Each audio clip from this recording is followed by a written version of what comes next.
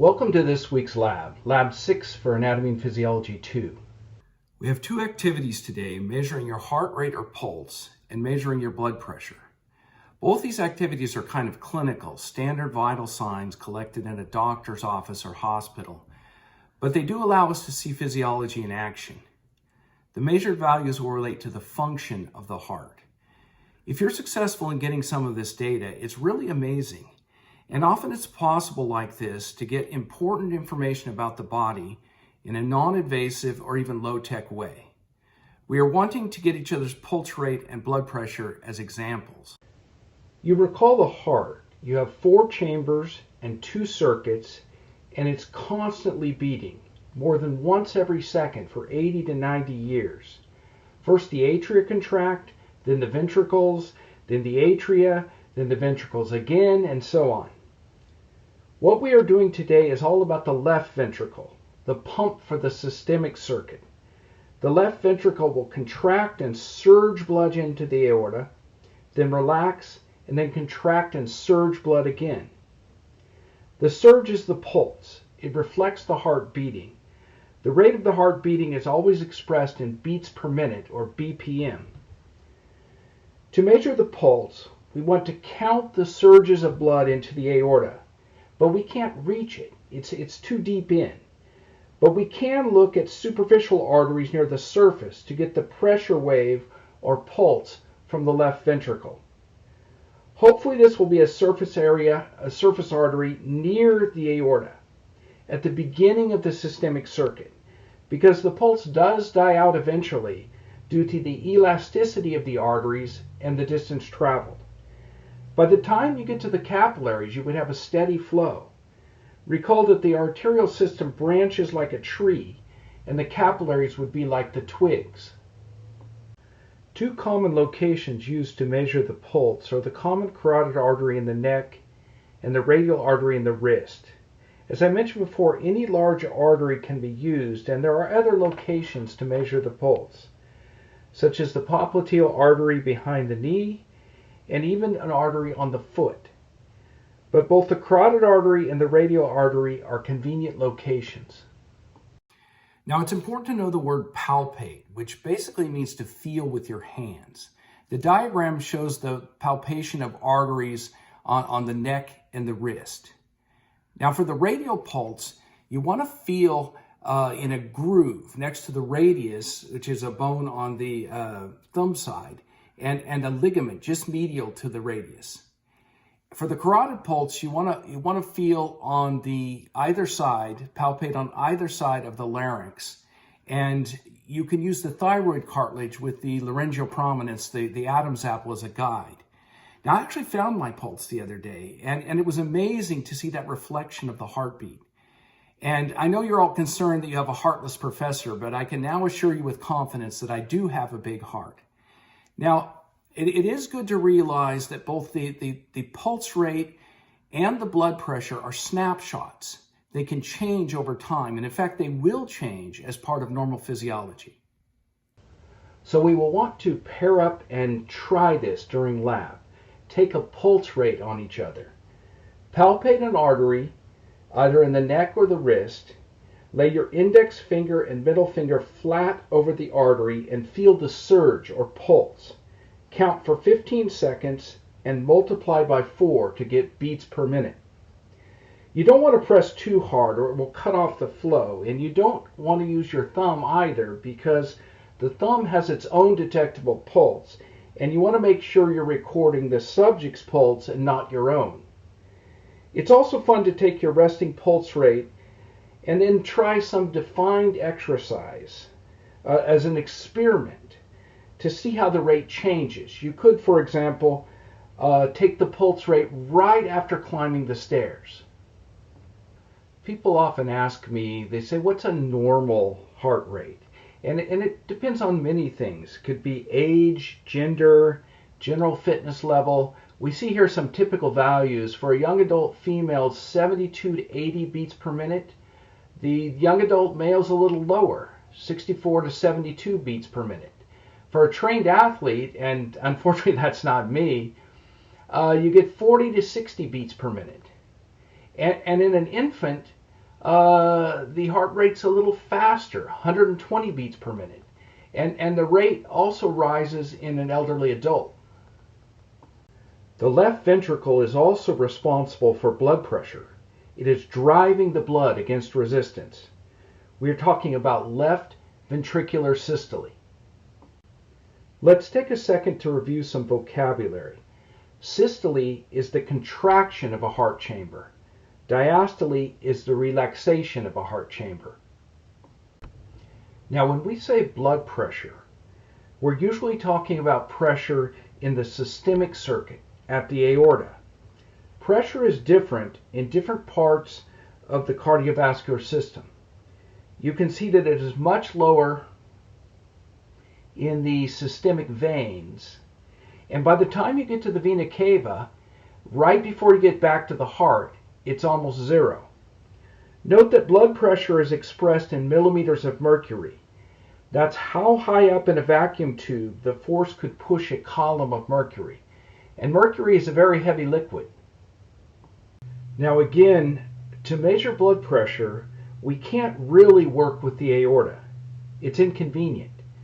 But we can work with the brachial artery, which is large and close enough to the aorta to approximate the blood pressure leaving the left ventricle. Two pressures will be recorded. Systolic pressure, which is the peak arterial blood pressure obtained during contraction of the left ventricle, and diastolic pressure, which is the minimum arterial blood pressure during relaxation of the left ventricle. Blood pressure is expressed as a ratio of systolic pressure over diastolic pressure. You may have heard these kinds of numbers, like 120 over 80. It's not really math or anything. It's just how you put it. Someone shared with me an easy way to remember which number comes first. You just have to remember saints over devils. So how do you measure the blood pressure? Well, in lab, we can use a sphygmomanometer, which is a blood pressure cuff that's placed around the brachial artery in the arm. And it has a distensible bladder that can be pumped up with a rubber bulb. And you'll have to notice there's a little pressure release valve here near the bulb. And there's also a gauge that displays the pressure in millimeters of mercury. A stethoscope is also needed. And it's recommended that you use the bell side of the stethoscope because it works better with the lower frequency sounds that you will be listening for, the so-called Korotkoff sounds. Here is a diagram of the procedure. Now the cuff has to be the right size or the reading will be inaccurate. So one of the first questions you will be asking yourself is, does the cuff fit the subject? And you only pump it up enough to close off the brachial artery as a starting place for measurement. It shouldn't hurt if you do it right, though it seems like whenever I go to the doctor's office, it does hurt. I think that sometimes the temptation is just to inflate to an excess. Again, the cuff is pumped up until it is just enough to flatten the brachial artery and stop the blood flow. The cuff will win out over the blood pressure. If you did listen for sounds at that point, using the stethoscope, there would be none. Often when there is the recommendation to inflate the cuff briefly and use the disappearance of the radial pulse as a way to get yourself in the ballpark. This is the pulse obliteration pressure. You would inflate to 20 to 30 millimeters of mercury beyond the pulse obliteration pressure when you're measuring the blood pressure. To get the blood pressure measurements, a stethoscope is placed over the brachial artery just superior to the antecubital area, and the pressure in the cuff is slowly released by opening the pressure release valve. As the blood pressure becomes greater than the pressure from the cuff, the artery begins to reopen and blood flows, causing sounds called the Korotkoff sounds. And these are described as a tapping, knocking, or swishing. The examiner listens for the sounds caused by the turbulent flow, and these blood sounds can be heard until the blood flow returns to normal. The first onset of the carotid cough sounds right here is recorded as the systolic pressure. And the last faint sounds, the disappearance of the carotid cough sounds, is the diastolic pressure. Sounds will start, increase, muffle, and eventually stop. Now, all of this needs to be done sort of fast. You don't want the artery stopped for a long time, and you would want a rest period between multiple attempts. I know when I've been to the doctor's office and they want to get a second chance, they'll use the other arm. Remember, the goal is to measure both the systolic pressure and the diastolic pressure. During the lab, we'll be working in teams of 2. You'll be alternating between who will be the subject and who will measure the blood pressure. Sit and rest before taking measurement. Make sure the subject has rested for at least 5 minutes. This is especially important if you'll be taking multiple measurements. Prepare the equipment. Remember to wipe the earpieces of the stethoscope with alcohol wipes and completely deflate the blood pressure cuff. Place the cuff around the arm. We're going to be placing the cuff on the arm of the subject, snug but not too tight. You should be able to slide 2 fingers beneath the cuff. The inflatable part of the cuff should be on the anterior surface of the arm. The bottom of the cuff should be about 1 inch above the elbow. Close the pressure release valve.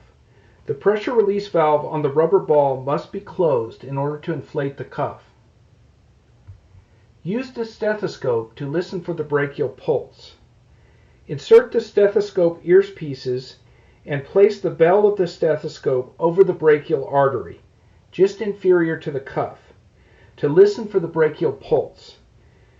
You can actually use either side, the bell or the diaphragm. Inflate the cuff. Inflate the cuff to 160 to 180 millimeters of mercury. You want no sounds from the brachial artery. Hopefully you have not gone to an excessive pressure. Once you have the cuff at the full inflated pressure, immediately use the pressure release valve to slowly release the pressure at a rate of about 2 to 3 millimeters of mercury per second, and listen carefully for the first sound. Record the systolic pressure.